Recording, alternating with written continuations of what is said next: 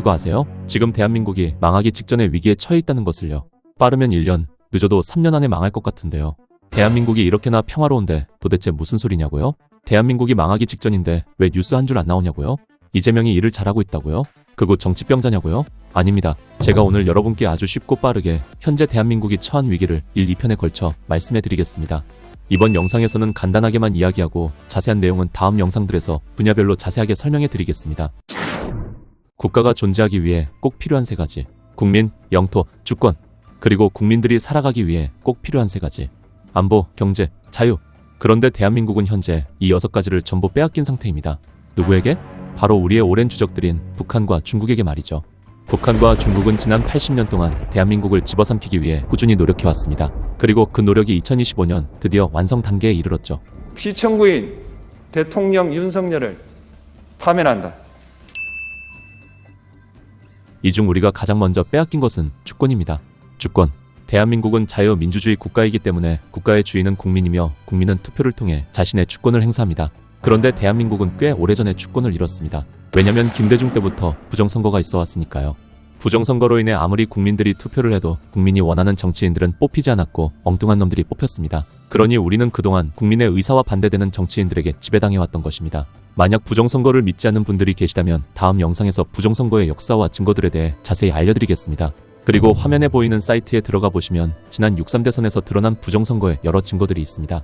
해당 사이트는 미국 국제선거감시단이 만든 사이트로 중국과 좌파들의 부정선거 증거와 이재명이 그 부정선거로 당선된 가짜 대통령이라는 사실을 알려줍니다. 그러니 꼭 한번 확인해보세요. 부정선거의 주범은 당연하게도 중국과 북한 그리고 국내 좌파들입니다. 북한과 중국은 선거를 조작해 좌파 정치인들을 당선시켰습니다. 그런 뒤 좌파들을 자신들의 꼭두각시로 이용하며 대한민국 침략의 발판을 다졌죠. 어떻게? 대한민국 국민들에겐 불리하고 중국과 북한에겐 유리한 여러 정책들을 만들면서 말이죠. 대표적으로 김대중의 대북 지원과 역대 좌파 대통령들의 화교 혜택 정책, 그리고 민주당의 간첩법 개정 반대 등을 그 예로 들 수 있습니다. 만약 김대중이 대북 지원을 하지 않았다면 북한은 고난의 행군 때 스스로 무너져 우리는 90년대 말 평화 통일을 이루었을 겁니다. 그리고 당연히 북한의 핵은 완성되지 못했을 테고요. 만약 역대 좌파 대통령들의 화교 혜택 정책들이 없었다면 대한민국 망국의 원흉들이자 중국의 앞잡이들인 화교와 조선족들이 지금처럼 활개치지 못했을 것입니다.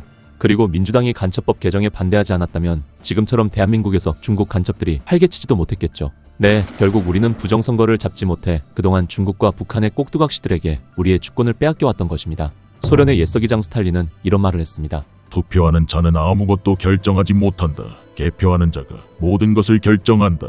이것만 봐도 알 수 있듯이 좌파들은 늘 거짓과 선동으로 대중을 통제하려 합니다. 그런데 투표는 민주주의 국가들의 기본이자 가장 큰 약점입니다. 왜냐면 투표 하나만 조작하면 그 어떤 민주주의 국가들도 지배할 수 있으니까요. 그것도 합법적이고 정당한 것처럼 보이게 말입니다. 그러니 북한과 중국은 대한민국의 가장 큰 약점인 선거를 조작해 그동안 수많은 간첩 대통령들을 세워온 것입니다. 그러므로 부정선거는 대한민국 망국의 원인이자 우리가 가장 먼저 해결해야 할 문제인 것이죠. 대한민국 국민들은 공산주의에 대한 뿌리 깊은 혐오로 인해 좌파를 매우 혐오합니다. 오직 소수의 국민들만이 좌파를 지지할 뿐이죠. 그러니 공정한 선거로는 결코 이길 수 없다고 판단한 좌파들은 북한과 중국의 힘을 빌려 선거를 조작해왔던 것입니다. 그 말은 즉 대한민국 국민들은 단 한 번도 좌파 대통령을 뽑은 적이 없다는 뜻이기도 하고요. 그러므로 역대 좌파 대통령들과 좌파의 압도적인 국회 의석수, 이 모든 것은 사실 부정선거로 우리가 빼앗긴 주권들입니다. 그러나 꼬리가 길면 잡히는 법. 중국은 대한민국뿐만 아니라 거의 전 세계 모든 민주주의 국가들에서 부정선거를 저질러 왔습니다. 그리고 대부분의 국가들에서 이 사실을 알고 선거 제도를 개편함은 물론 국가를 정상화하고 있죠. 하지만 전 세계에서 오직 대한민국 국민들만이 이 사실을 모릅니다. 그래서 발등에 불이 떨어진 중국은 급하게 대한민국 공산화 계획을 마무리 지으려 했습니다. 언제? 바로 2022년 치러진 제20대 대선에서 말이죠.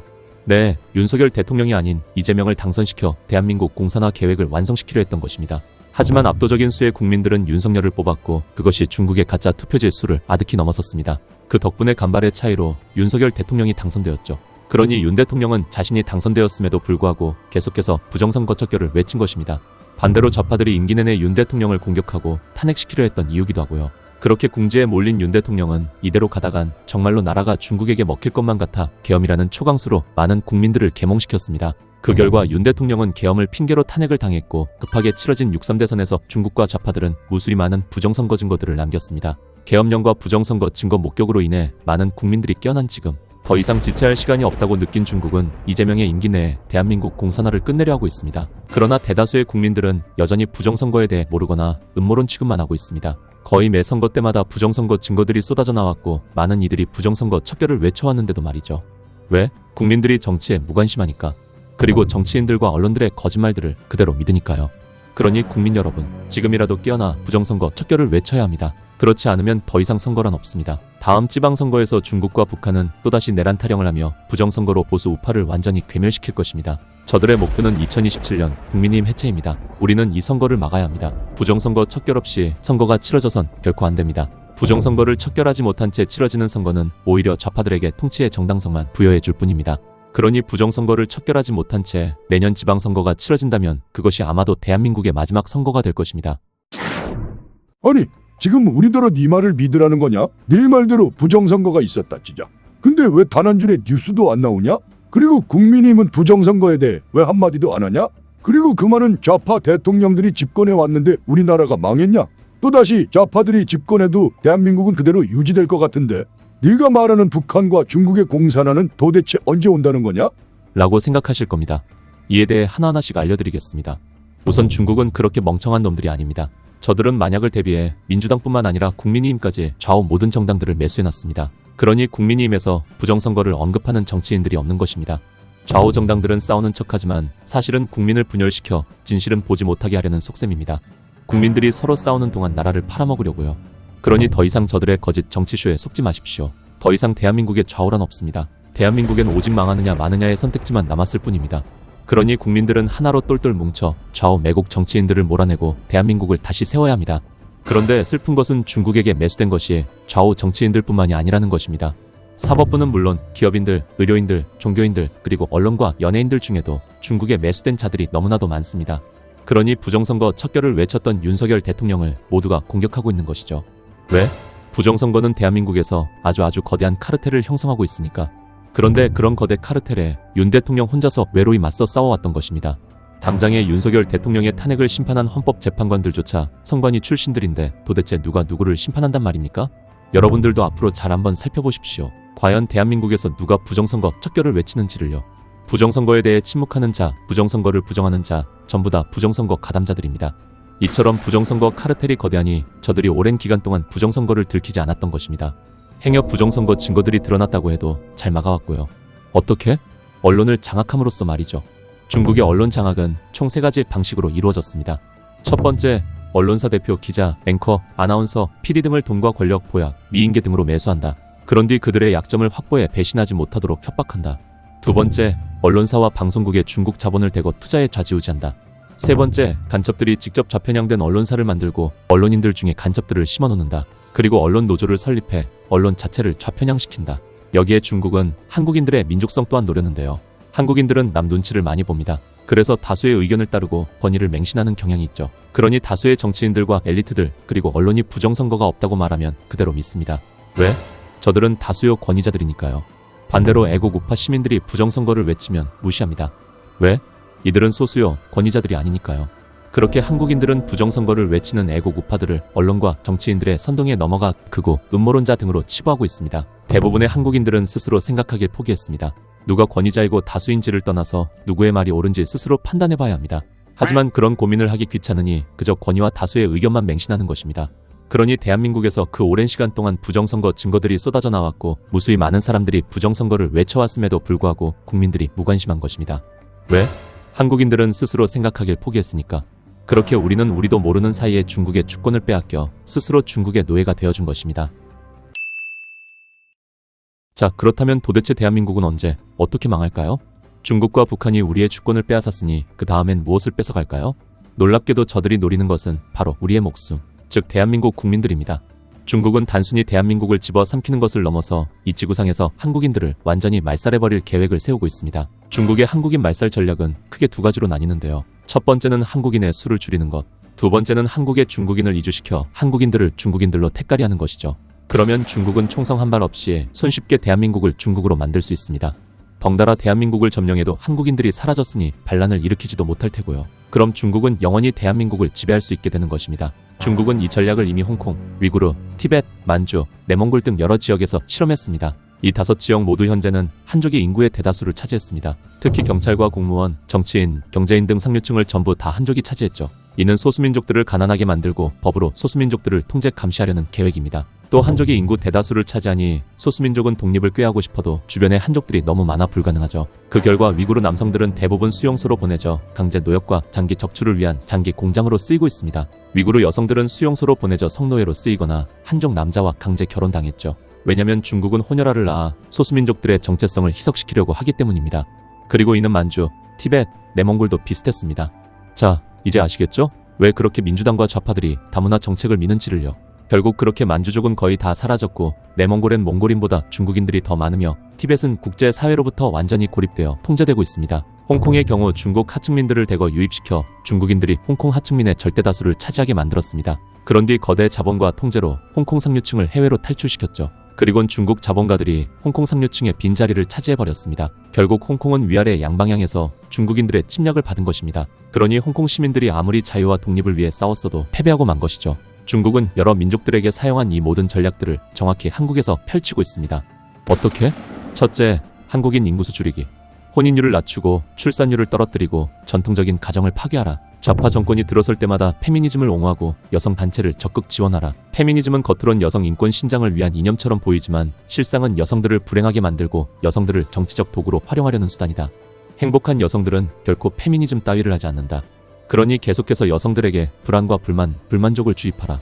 그리고 이 모든 원인을 한국 남자들의 탓으로 돌려라.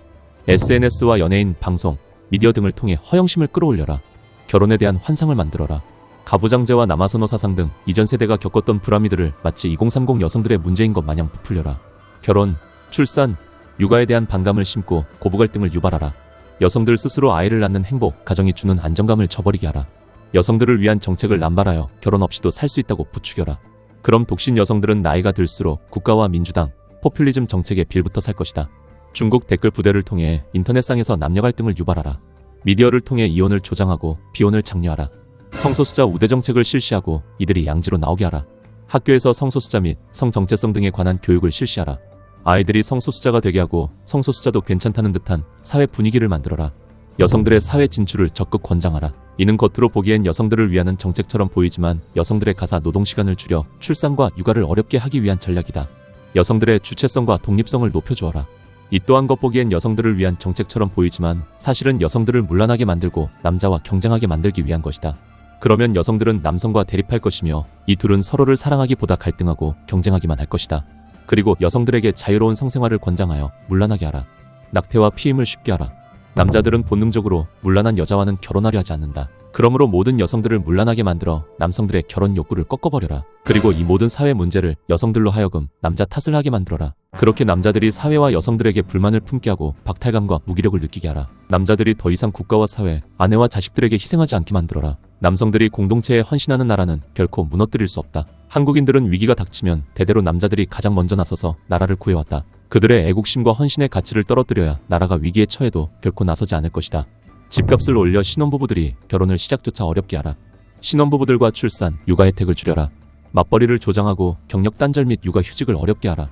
초산 연령을 올려 아이를 낳더라도 여러 명을 낳지 못하게 하라. 한국 여성에 대한 혐오가 깊어질수록 남성들은 국제 결혼을 찾게 될 것이며 이는 중국 여성과의 국제 결혼으로 이어진다. 중국 여성들은 아이를 무조건 중국인으로 만든다. 그러므로 중국 여성들과 국제 결혼이 증가할수록 중국 정체성을 가졌지만 한국 국적자인 혼혈아들은 늘어날 것이다.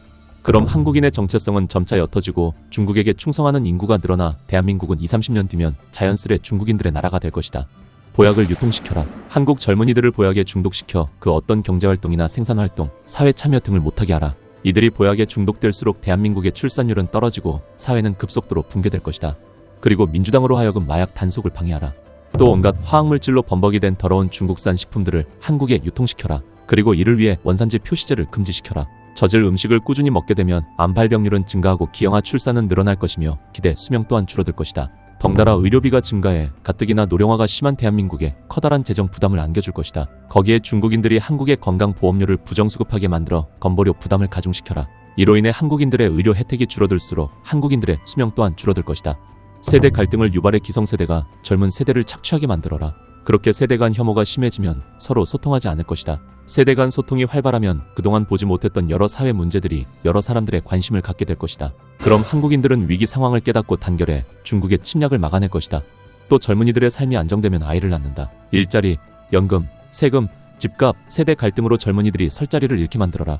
둘째, 한국의 중국인들을 대량 이주시켜라. 이재명의 중국인 관광객 무제한 무비자 정책 등으로 중국 불법 체류자를 증가시켜라. 중국인, 조선족 노동자들을 대거 이민시켜라. 저들이 한국의 건설업이나 요양보호사, 배달업 같은 3D 업종을 전부 장악해 하층민들의 일자리를 전부 빼앗아라. 그렇게 한국 하층민들이 중산층이 될 기회를 영원히 박탈하라. 그 후 중산층을 파괴하고 하층민들을 더욱 가난하게 만들어라. 아이는 중산층이 가장 많이 낳는다. 하층민들이 가난하면 가난할수록 포퓰리즘에 기대게 되고 이는 좌파 정권의 지지로 이어질 것이다. 화교 혜택 정책을 남발해 화교들이 상류층을 차지하게 만들어라. 그리곤 빈부격차와 계급 갈등을 유발해 한국인들 스스로 한국인 부자들을 공격하게 만들어라. 부자들에게 불리한 정책들을 남발하라. 그렇게 한국인 부자들이 전부 다 해외로 떠나면 그 빈자리를 화교들이 차지할 것이다. 그럼 한국인들은 서로 싸우느라 위아래로 나라가 중국인들에게 먹히고 있는지조차 모를 것이다. 중국인들의 귀화가 쉽게 법을 만들어라. 다문화 혜택으로 가장한 중국인 정착 지원을 늘려라. 중국인들에게 투표권을 줘라. 중국인 유권자 수가 많아지면 정치인들은 한국인들을 위한 정책이 아닌 중국인들을 위한 정책들을 만들어낼 것이다. 또 중국인 유권자 수가 많아지면 더 이상 부정선거를 저지를 필요도 없이 인구수만으로 중국과 좌파는 늘 선거에서 승리할 것이다. 그럼 한국인들은 아무리 투표해도 인구수에 밀려 주권을 완전히 잃어버릴 것이다. 그렇게 대한민국을 중국인들을 위한 나라로 만들어라. 대한민국의 영토도 빼앗아라. 중국인 노동자들을 노동력 부족이라는 명목으로 지방 인구 소멸 지역으로 이주시켜라. 양곡법을 통과시켜 중국인들이 그곳에서 농사를 짓게 만들어라. 그렇게 중국인들이 지방에 터를 잡으면 아이를 낳아 인구수를 늘릴 것이다. 반면 한국의 젊은이들은 농촌으로 가지 않으니 지방의 노인들이 죽는 순간 지방은 중국인들의 차지가 될 것이다. 그리곤 중국인들이 지방의 땅과 자원들을 독차지해 거대한 이권 카르텔을 만들게 하라. 그럼 지역 정치인들과 경찰, 공무원들조차 중국인들의 눈치를 보며 살 것이다. 수도권에서는 차이나타운을 중심으로 중국인 거리를 여러 만들어라. 그렇게 중국인들이 지방과 중앙에서 동시에 한국 땅을 점령해 나가라. 중국의 거대 자본들을 투자해 제주도를 시작으로 대한민국 곳곳에 중국인들이 땅을 사고 부동산을 소유하게 만들어라. 좌파 정치인들을 이용해 한국인들에게는 대출을 규제하고 심사를 까다롭게 해 집을 사지 못하게 만들어라. 반면 중국인들은 중국 은행에서 손쉽게 대출을 받을 수 있도록 해 비싼 집도 쉽게 살 수 있게 하라. 어차피 중국인들이 대출을 갚지 못하면 그 부동산은 중국 정부의 소유로 넘어갈 것이다. 그렇게 대한민국 전체를 중국인들이 건물주가 되고 한국인들은 중국인에게 월세를 내며 사는 노예국가로 만들어라. 집값이 오르면 오를수록 출산율은 떨어지고 한국인들은 평생 월세만 내느라 하층민으로 전락할 것이다. 부동산 규제가 심해지면 심해질수록 중국인들의 부동산 쇼핑은 수월해질 것이다. 서해 한중 잠정 조치 수역에 불법 구조물들을 마구 지어라. 어차피 좌파 정권들은 중국의 하수인들이기 때문에 아무런 저항조차 하지 않을 것이다. 그렇게 대한민국의 바다를 중국의 것으로 만들어라. 좌파 정치인들을 통해 원자력 발전소를 해체하고 원자력 기술을 퇴보시켜라. 친환경이란 명목으로 경제성 없는 싸구려 중국산 태양광 패널과 풍력 발전기들로 대한민국의 금수강산을 뒤덮어라. 그러면 매년 자연재해는 더욱 심해질 것이고 전력난으로 인해 사람들이 지방을 떠날 것이다. 그럼 그 빈자리를 중국인들로 채워 넣어라. 그리고 에너지가 부족해지면 대한민국의 산업용 전기료가 상승해 기업들은 버티지 못하고 떠날 것이다. 뿐만 아니라 AI 같은 첨단 산업들도 발전하지 못할 것이다. 그럼 대한민국은 어쩔 수 없이 중국에서 에너지를 수입하게 될 것이다. 그럼 처음엔 싸게 팔아 중국산 에너지 의존도를 높여라. 그런 뒤 가격을 높여 에너지를 무기화해 대한민국의 목줄을 채워라. 에너지가 없으면 미래 세대가 제대로 교육받지 못해 한국인들은 영영 멍청이들로 살 것이며 감히 중국에게 대들 생각조차 하지 못하는 노예들로 전락할 것이다. 자, 이제는 좀 감이 오시죠? 대한민국이 정말 망하기 직전이라는 사실을요. 아직도 자신의 목숨을 걸고 국가의 위기를 알린 윤 대통령의 계엄이 부당한가요? 아직도 좌우 정치 논리에 갇혀 국민들끼리 서로 싸우고 싶으신가요? 좌우도 나라가 있어야 좌우 아닌가요? 지금 중국에게 나라를 빼앗긴 상태인데 좌우 대립이 의미가 있나요? 나라부터 구해야 하지 않나요? 다시 한번 말씀드리지만 민주당과 국민의힘은 서로 한패입니다. 그러니 우리는 좌우 정치 논리를 버리고 국민들끼리 단합하여 중국과 매국 정치인들로부터 대한민국을 지켜내야 합니다.